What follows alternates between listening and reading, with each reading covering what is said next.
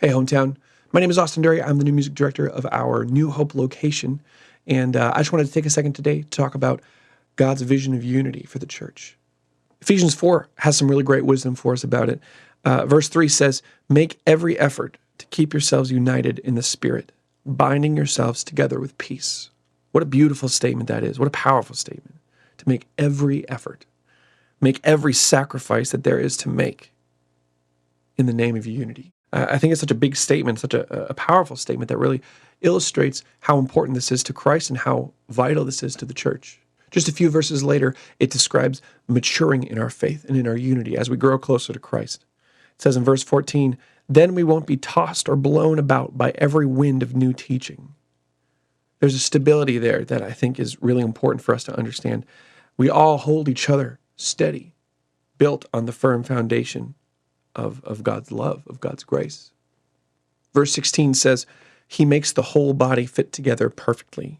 As each part does its own special work, it helps the other parts grow so that the whole body is healthy and growing and full of love." He makes us fit perfectly together. That's the word it uses, perfectly. When we are centered on Christ, when we put aside our own selfish ambitions, we don't need to struggle to bind ourselves to the church. We are made to fit perfectly. So what about when we don't feel like we fit? What about when we clash with other folks in the church? Well, in verse 22, it says, "Throw off your old sinful nature, your former way of life, which is corrupted by lust and deception. Instead, let the Spirit renew your thoughts and attitudes. Put on your new nature, created to be like God, truly righteous and holy." The Bible gives us so many beautiful illustrations of what the church is and what it's supposed to be. It says that we are the body of Christ. It says that we are the bride of Christ. But when I read these verses together, a different analogy comes to mind. Imagine with me a great forest. Each tree springs up from the ground with its own uniquely selfish wants and needs. Every tree clinging to the dirt to find self-worth and desperately reaching for the clouds. With 1,000 leaves like tiny fickle hands, only ever grasping for more. Another day, another dollar, another inch taller, a little bit closer to bliss. If they could only get a little more sun, a little more water, a little better patch of dirt than the one they were born in. Then along comes the Timberman with his mighty axe. He has a vision. He has a plan. He sees the potential in these wild woods. He sees what they could be. He sees what lies beneath that rigid bark skin. He sees their true beauty. Through pain and toil, discomfort and woe, each tree is tenderly cut and removed from the soil.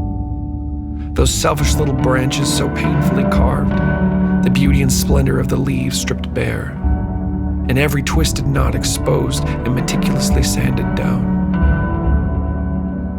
One by one, the timberman places his trees, carefully counted, curated, and carved.